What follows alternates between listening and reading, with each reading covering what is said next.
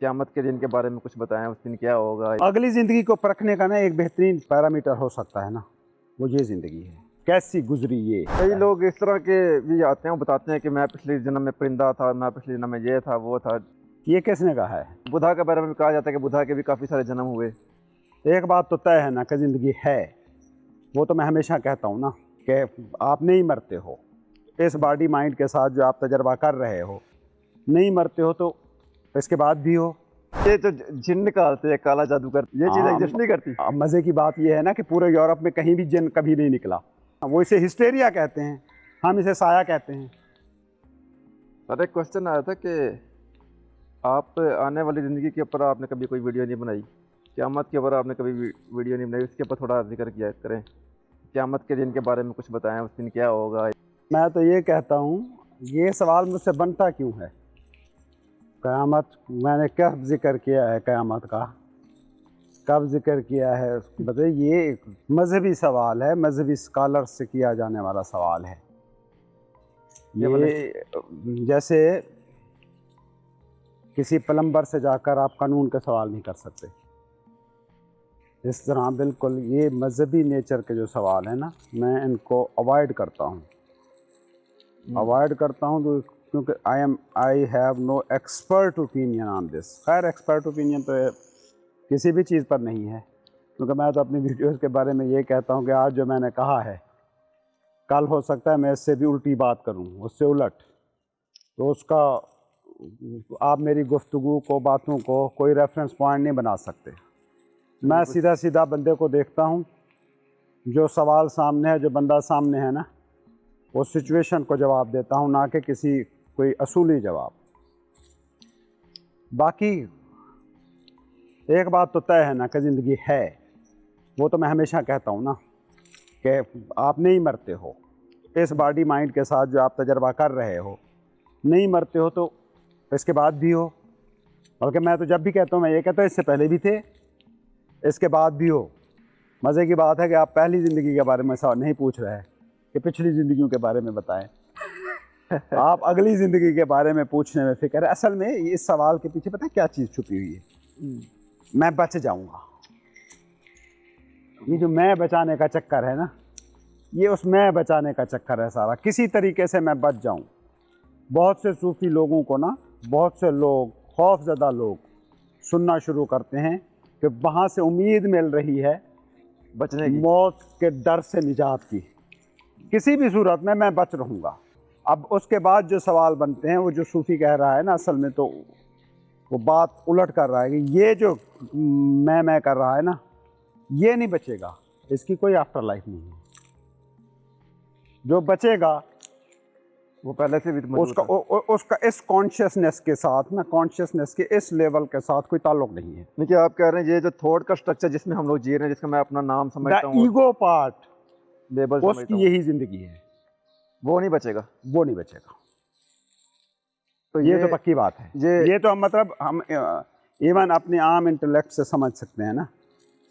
हमने ये मैटर सारे का सारा जमा किया और हम मौत के वक्त इसको डिज़ोल्व होता हुआ देखते हैं। बंदे को कब्र में डाल के आते हैं, वो डिज़ोल्व हो जाता है।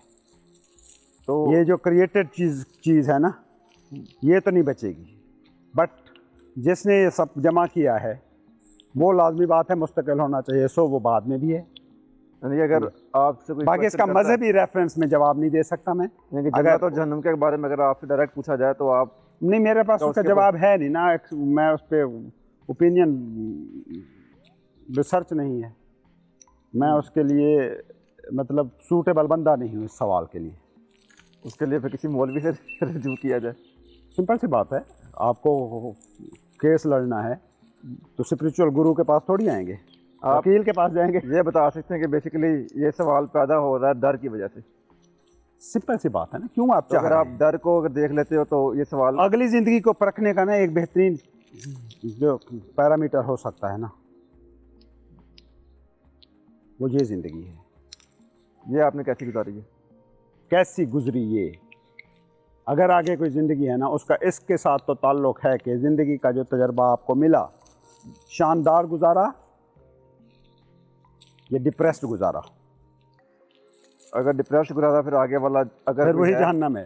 तो वो भी फिर जन्नत उस जहन्नम के साथ आपने मुस्तकिल रहना है, खालिदीन फीहा अबदा। अगर देखा जाए तो एक तरह से तो ये दुनिया भी जन्नत ही है, बस इसको हम लोग ने एक्सप्रेशन ऑफ गॉड है जन्नत के अलावा, और क्या हो सकती है। ऐसे ही है, दिमाग इसको जन्म दिमाग इस दुनिया में, इस जिंदा दुनिया में वाहिद गैर जिंदा चीज़ है। आपके ज़िंदा जिस्म में वाहिद गैर जिंदा चीज़ है।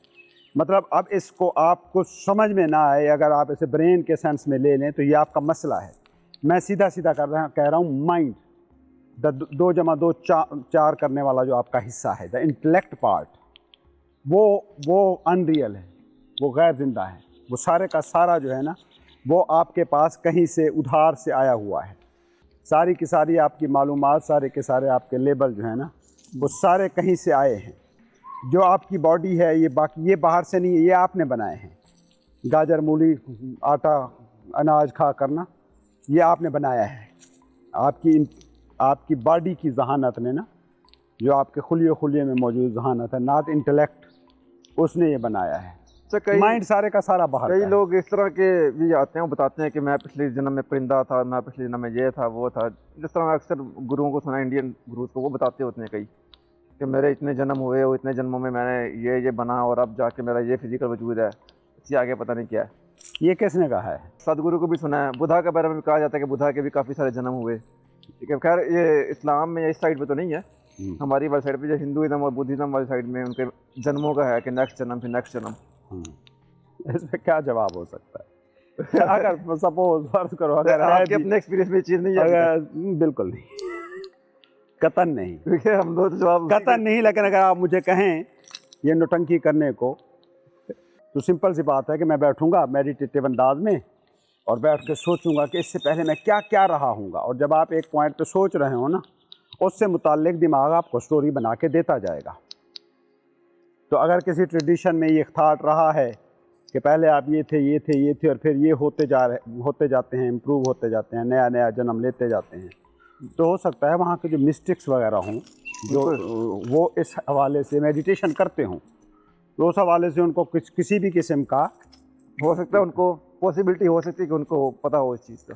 पता नहीं है, माइंड की कहानी।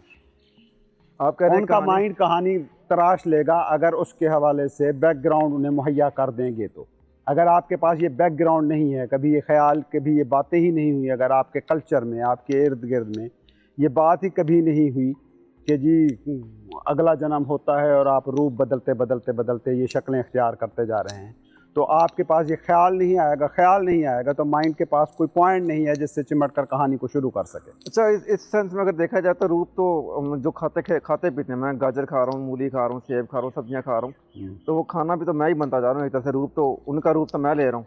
मैं मर जाऊँगा तो मेरा रूप कोई और जानवर ले लेंगे या परिंदे ले लेंगे या ये तो मतलब इस पर तो इतना गौर करने की इसलिए भी ज़रूरत नहीं। ये तो आम कॉमन सेंस की बात है ना, मेरे सामने होता है। मतलब मेरी एक आदत है सर्दियों में ख़ास तौर पे, ये दरख्त हैं, इनको इनकी लकड़ियाँ काटी, तराशी, और वो बैठ के फिर उनको जलता देखा, और वो जब राख बनती है फिर उठा के इसी ज़मीन में दोबारा हम फेंक देते हैं, वो दोबारा से राख बन जाती है। हो सकता है फिर वो आड़ू ना बने, गाजर बन जाए। तो ये रूप बदल के वही लकड़ी वहाँ गाजर बन के उभरी हुई है। इस कॉन्शियसनेस के साथ आप किसी और बॉडी, किसी और कॉन्शियस, मिसाल के तौर पे मैं इसे कहता हूँ इंसानी शऊर, आपका जो तजर्बा है ना, ये इंसानी शऊर का तजर्बा है। अब आप इसके बाद बैल बन जाते हैं, तो बैल के शऊर को समझने के लिए बैल होना पड़ता है। आप इस शऊर के साथ किसी भी किस्म की एक्सप्लेनेशन को नहीं पाल सकते। बाकी कहानियाँ घर सकते हैं, कहानियाँ घड़ी गई हैं, एक वो अनरियल भी नहीं है। बाज़ जैसे मिसाल के तौर पे कुछ खौफ होते हैं ना, कुछ लोग हैं जो बुलंदियों से डरते हैं, आप नहीं डरते, तो आप ये नहीं कह सकते कि ये अनरियल है बुलंदी का खौफ, उसके लिए तो रियल है जिसने बना लिया है। तो जिसने ये कहानी घड़ ली है, सपोज़ उस कहानी पे इतना सोचा, गौर किया, और उसने देख लिया अपने को कहीं परिंदे की शक्ल में, कहीं बैल की शक्ल में, कहीं घोड़े की शक्ल में, और फिर वो बैठ के बता रहा है, तो उसके लिए कहानी सच्ची है। लेकिन ये कोई रूहानी इर्तका या ज़िंदगी के खूबसूरत करने में कोई रोल प्ले कर सकती? सवाल तो ये करना चाहिए ना, रूहानी सवाल मेरे नज़दीक क्या है, स्पिरिचुअल सवाल क्या है, मेरी ज़िंदगी का तजर्बा खुशगवार नहीं है, खुशगवार कैसे हो।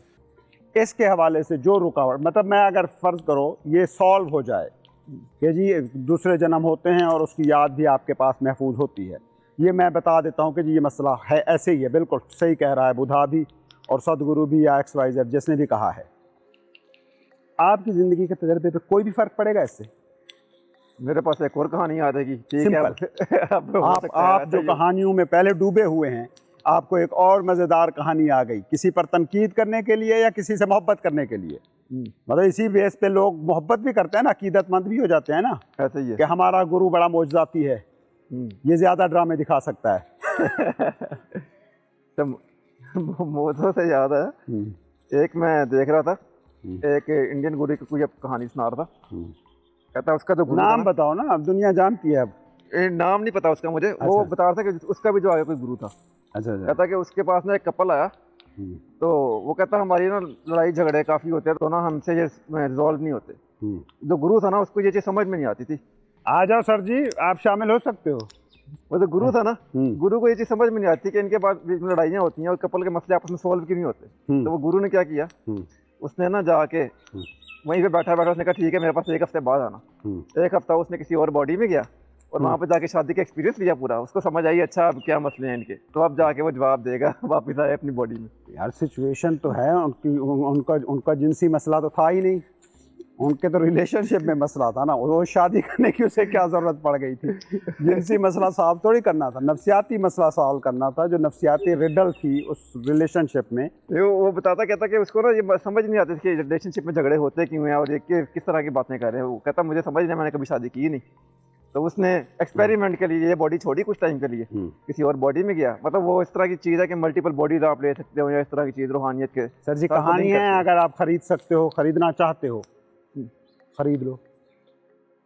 सच बनाना चाहते हो, बिलीव यू मी, आप सच बना सकते हो। आप शिद्दत के साथ ना, शिद्दत के साथ किसी पर्सनैलिटी को जिसे पूजना कहते हैं ना, पूजना शुरू कर दो ना, तो उसके बॉडी ट्रेट्स जो होते हैं वो आप में ज़ाहिर होना शुरू हो जाते हैं। आप अपनी हकीकत इसे बना सकते हो। मैं मेंटल लेवल की बात कर रहा हूँ, लेकिन ये रूहानी तौर पर बॉडीज बदलना और ये बदलना कम अज़ कम मेरी समझ से काम बाहर है।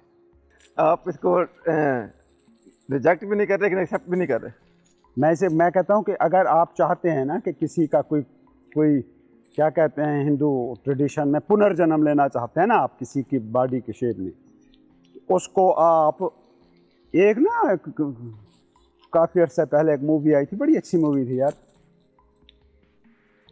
मुन्ना भाई। उसमें ना वो गांधी के बारे में कुछ सवालात उससे करने होते हैं, तो गांधी पे रिसर्च करने लग जाता है और उसे नज़र आता है वो बंदा। अब ये एक इंसानी हकीकत है, ये इंसानी नफ्सियात की हकीकत है। मैं अगर अपना कहूँ ना, एक ज़माना था मुझे लाओ त्सू ऑलमोस्ट हर रोज़ रात में ना ख्वाब में आता था। हम ऐसे चीन की बर्फीली पहाड़ियों पर घूम रहे हैं और गप्पे मार रहे हैं, ऐसे ही फजूल बातें जो हम अभी भी कर रहे हैं, खैर से ऐसे ही बातें करते जा रहे हैं।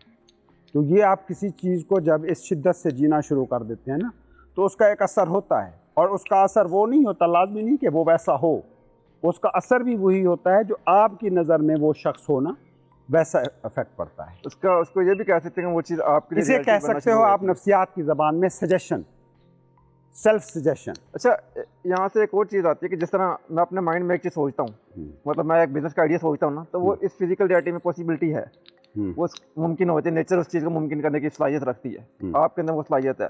तो अगर मैं इस तरह की कोई चीज़ सोचता हूँ, मतलब कि मे भी पुनर्जन्म होगा या कोई पावर, या फिर मैं अपनी मल्टीपल बॉडी ले सकता हूँ, तो मे भी अगर मैं वो चीज़ सोचता हूँ उससे मेरे लिए मुमकिन हो जाए। आपके लिए मुमकिन हो जाएगी, आपको रियलिटी भी लगेगी, लेकिन वो पावर मुझ पर असर करेगी? नेवर। एक ही जवाब है, नेवर। दूसरे का उससे कोई लेना देना नहीं, कोई लेना देना नहीं। आपने एक कैरेक्टर है उसको तारी कर लिया है खुद पर। कुछ अच्छे अदाकार होते हैं, अगर आपने उनकी स्टोरी सुनी हो ना, तो उनको कोई कैरेक्टर मिले ना, तो उस कैरेक्टर की समझ के लिए ना उस जैसा रूप भर के या उस जैसे किसी बंदे के साथ रहना शुरू कर देते हैं। उस कैरेक्टर को खुद पर तारी करने के लिए आप वो कैरेक्टर तारी कर सकते हो। आप अकबर बादशाह जैसा कैरेक्टर तारी कर सकते हो, उसके बारे में मुमकिन तौर पर मौजूद सारी किताबें पढ़कर, उस पर बनी गई सारी फिल्में देखकर, ठीक है। लेकिन आप अकबर बादशाह बन जाओगे, आपके आर्डर से कोई मेरा सर कलम कर सकता है? Is it possible? नो, आपको पावर फील भी हो रही हो ना तो मुझ पे कोई असर नहीं कर सकता।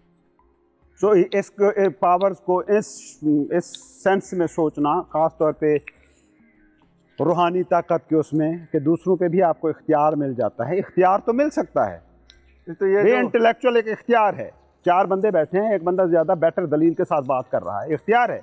उसने मनवा दिया 4 बंदों को कि मेरी बात है, इसका ये मंतक है। 4 बंदों ने मान ली, ये पावर है जो एक्सरसाइज हुई है।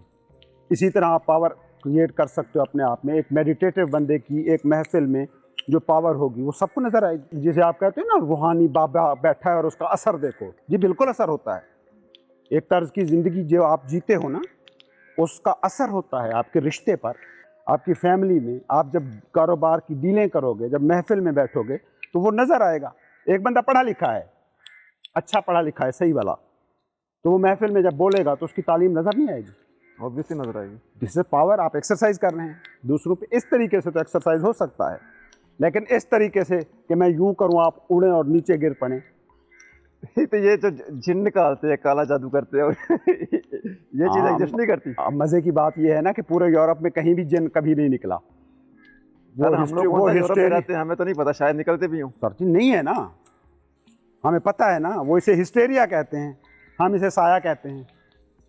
वो उसका इलाज करते हैं, हम बाबे के पास जाते हैं, जिन निकलवाते हैं।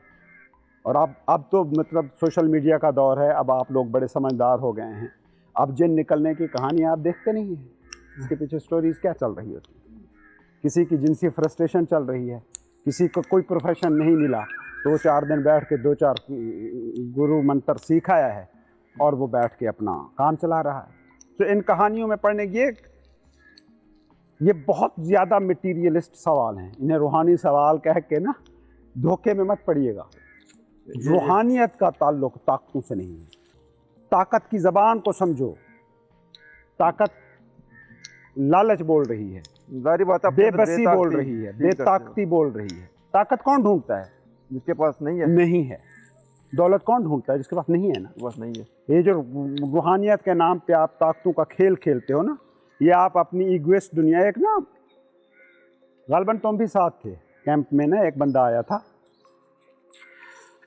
वो दुनिया भर के जितने भी मेडिटेशन उसने सुनी, जितने भी जिक्र अज़कार उसने सुने, वो सारे उसने किए। हाँ जी, वो था एक, ठीक है ना, याद है वो बंदा? याद है। बाबा सा बंदा है, अब 60 साल का बंदा, उसने अपनी उम्र गुजार दी है। अब उसको जब मैंने उसको गौर से सुनता रहा ना, तो उसके पीछे कहानी वही लग रही थी। मैं अपने इलाके का कमज़ोर बंदा था, ताकतवर बंदा नहीं था, उसे ताकत चाहिए थी। अब ज़मीन की ताकत नहीं थी, कबीले की ताकत नहीं थी, तो ये ताकतें ढूंढ रहा था। अब देख रहे हो जैसे दुनिया में आप करते हो ना, मुकाबला करते हो, ये मुकाबले की गेम है। रूहानियत अगर कोई खेल है ना, तो ये तो बेबसी का खेल है, बेताकती का। जो ताकतें आपके पास हैं उनको भी खो देने का। और बेबसी से ज़्यादा बड़ा बस, बेताकती से बड़ी ताकत इस कायनात में है नहीं। इसीलिए मज़हब को गौर से देखें ना, मज़हब में खैर आला है सरेंडर करने का फ़न, तस्लीम और रज़ा जिसे कहता है ना मज़हब। ये बहुत बड़ा आर्ट है। तस्लीम और रज़ा का मतलब क्या है? अपनी बेबसी का इजहार। तुझे ये इस तरह मंजूर है ना, तो मुझे मंजूर है, सिंपल। तो बेसिकली जब ताकत चाहिए आपको कुछ बदलने के लिए, सिचुएशन बदलने के लिए, लोगों को बदलने के लिए, अपना स्टेटस बदलने के लिए। ताकत की डिमांड ही जो है ना, वो अना की है। हस्ती का इससे कोई लेना देना नहीं। तो आप ये भी कह सकते हैं कि जन्नत की डिमांड भी अना की डिमांड है टेक्निकली। बिल्कुल ऐसा ही है, बिल्कुल, इसमें क्या शक है? दुआ मांग रहे लेकिन ये आपको नबी नहीं कह रहा। जो जन्नत का कंसेप्ट दे रहा है ना, वो ये नहीं कह रहा। वो एक थॉट को समझाना चाहता है आपको उस ज़बान में जो ज़बान आप सीख चुके हैं। आप सोचे ना, हजूर आए अरब में, चीनी ज़बान में आके तो बात नहीं की ना उन्होंने, अरबी में बात की ना। अरब में कौन कौन लोगों से बात की? अनपढ़ तरीन लोग थे वो, रेगिस्तान में रहते थे, मतलब कोई तालीमी बैकग्राउंड नहीं है।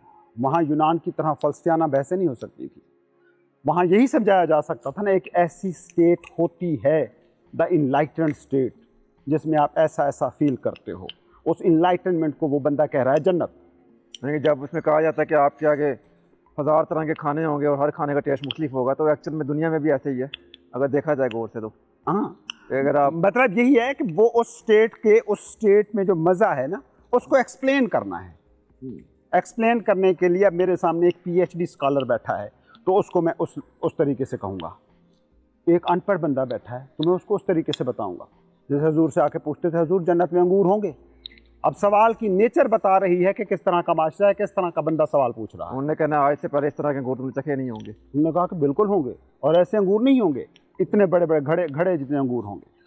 अब घड़े जितना अंगूर होना कोई अंगूर का क्रेडिट थोड़ी है, सिर्फ उस एक्सपीरियंस को बताने की एक कोशिश है, उस ज़बान में जो ज़बान अगला समझता है। मतलब मैं ये कहता हूँ कि जो मज़हब टर्में इस्तेमाल करता है ना, जन्नत, जहन्नम, खुदा, आखरत, क़यामत, बरज़ख, ये सारी एक्सप्लेनेबल हैं। अना के लिए कतन नहीं। अनाई दिमाग इससे मतलब निकालेगा। जैसे ही आपने मतलब निकाला ना, आप गए। इसलिए आप गौर करें ना, मज़हब आपको इंटेलेक्चुअली एक्सप्लेन कुछ करता ही नहीं है। कौन सी बात है जो कुरान आपको एक्सप्लेन करके देता है?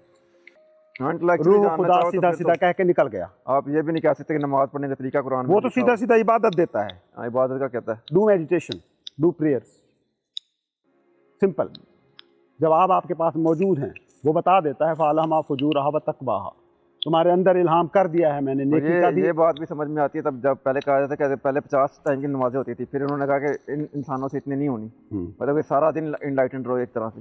उन्होंने कहा चलो इनके लिए 5 कर दो। सारा दिन इनलाइटेंड हालत जो होती है वो इन इटसेल्फ कोई मज़ेदार हालत नहीं है, न्यूट्रल हालत है ना। न्यूट्रल हालत वो इतनी मज़ेदार पहाड़ की हालत है, इनलाइटेंड है। पहाड़ बन जाओ आप। क्योंकि मुझसे ये सवाल बहुत किए जाते हैं ना कि जी आपकी वीडियो सुन रहे हैं, तो जितनी देर सुन रहे हैं ना, तो एक हालत तारी है, एक स्टेट है, एक पीसफुलनेस है। लेकिन जो ही बाहर निकले तो थोड़ी देर का सुकून रहता है। अगर ये सारा दिन होती तुम्हारी ये हालत, तो मेरी वीडियो तो बेकार जानी थी। फिर उसका रोल ही कोई ना रहा ना। ये भी कह सकते कि सुनते हुए इतना सुकून मिलता है तो सारा दिन सुनते रहो, फिर वीडियो ही सुनते रहो। फिर नहीं, उससे बोर हो जाओगे। सारा दिन सुनोगे तो 10 दिन बाद मुझे गालियां दोगे। ये क्या बकवास कर रहे हैं कि बात, क्योंकि अगर गौर से सुनो तो मैं तो 2-4 बातें ही कर रहा हूँ, रंग बदल बदल के और भेष बदल बदल के वही बातें दोहराई जा रहा हूँ। वो कोई नई बातें थोड़ी होती हैं, 2-4 चीज़ें ही हैं, उन पर ध्यान। ये पल है आपके पास, फोकस के साथ करो। अब ये कोई साइंस है या ये कोई तसव्वुफ है, ये कोई बड़ी गहरी बात है? वो लोग सवाल करते हैं ना, ये इल्म कहाँ से है? ये इल्म है। या पानी, खेत को पानी लगा रहे हो, पूरी तवज्जो के साथ पे तवज्जो, किसी से बात कर रहे हो, पूरी तवज्जो दो, पूरी की पूरी खैर खाई के साथ वो बात करो। ये सिंपल सी बात है। सूफ़ी से हजूरी कहता है। अब हजूरी को आपको स्पिरिचुअल इल्म और उसमें पढ़ जाते हैं और अपने वो टेक्निकों में पढ़ जाते हैं, पढ़े रहे। इंटेलेक्चुअल डिबेट में या समझने की कोशिश करते हैं तो वो समझ में नहीं आएगी। जीने की बात करते हैं आप बेसिकली। इंटेलेक्ट भी आपके जीने के पूरे पैकेज में शामिल है, उसको हेल्पफुल होना चाहिए। मैं सिंपल ये कह रहा हूँ कि ज़िंदगी जो इस वक्त हम जी रहे हैं वो स्ट्रेस में है, वो क्यों है? ये सवाल इंटेलेक्ट उठाए ना। अब मैं उसको उस सवाल पे जितना गौर करता हूँ ना, उसका कोई हल नहीं है। लेकिन अगर वो सवाल करते करते थक के मैं आंखें बंद करके वैसे बैठा हूँ और एक सवाल करता हूँ कि ठीक इस पल में मेरे साथ क्या मसला है, कभी आप ढूंढ नहीं सकते इस पल में मसला। बिस्तर मर्ग पर इस पल में मसला नहीं ढूंढ सकते। शदीद तरीन बीमारी में इस पल में मसला नहीं ढूंढ सकते। मूवमेंट तो हर पल चेंज हो रही है ना असल में। आप हर पल के साथ रहो। दिस इज हजूरी। सूफी यही कह रहा है। मसला होता भी तो वो पिछले पल में होगा, अगले आने वाले पल में तो कभी हो ही नहीं सकता। सिंपल। जिंदगी के नाम पर आपको हमेशा एक पल दस्तयाब है। यहाँ पे आप सदियाँ रखें, ज़माने रखें, यहाँ पे आप करोड़ों साल अरबों साल रखें। साइंसदानों की तहकीक के मुताबिक इंसान अरबों सालों से ज़मीन पर है या लाखों करोड़ों सालों से, लेकिन आपके पास सिर्फ एक पल है। वो एक पल जिसमें खुदा जो ना ज़ाहिर है अपने आप को ज़ाहिर करता है, वो ये पल है। इस पल से बाहर आपकी बॉडी नहीं जा सकती, सिर्फ ये टूल जा सकता है। इसके पास माजी है, इसके पास मुस्तकबिल है, आप ये सफ़र करते रह सकते हो। एज अ बॉडी ये आपसे निकाल देना, तो आपसे कोई आके तारीख़ पूछे और आपके पास माइंड ना हो, आप कहो क्या बकवास कर रहे हो। तारीख़ ये पल, सदी ये पल, महीना ये पल, इससे बाहर कुछ है ही नहीं। मैं कहता हूँ सिर्फ इस एक टूल को, यूँ नहीं कि इससे नफ़रत में, सिर्फ समझने के लिए इस एक टूल को माइनस करके देखना चाहिए हमें किसी वक्त ना। ये जो मेडिटेशन होती है ये वही कोई वक्त है कि जब आपने आंखें बंद कर ली और वो जो सेंस डेटा है ना उसका रास्ता थोड़ी देर के लिए थामा। और ये दुनिया में जितनी भी ट्रेडिशनें आई हैं जो रियलिटी को पाने की बात करती हैं वो इंटेलेक्चुअल डिबेट्स की तरफ थोड़ी जाती हैं। कोई मेडिटेशन का कहता है, कोई इबादत का कहता है, कोई नमाज का कहता है। वो इंटेलेक्चुअली समझने की बात थोड़ी है। ज़िंदगी को इंटेलेक्चुअली समझना थोड़ी है, जीना है, सिंपल सी बात। इंटेलेक्चुअली समझने का मतलब यह है कि सिर्फ फलसफी जिए।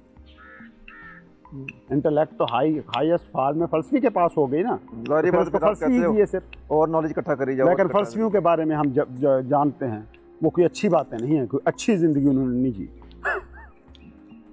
चंद एक को छोड़ के। हाँ, ज़्यादातर तो हमारे जैसे डिप्रेशन में रहे। मतलब नीत्शे वो एक साइकोलॉजिकल केस लगता है, लेकिन उसकी बातें पढ़ें, उसकी तहरीरों को पढ़ें तो इंसानी दिमाग के चंद बेहतरीन दिमागों में, चंद ताकतवर तरीन इंटेलेक्चुअल दिमागों में शामिल है।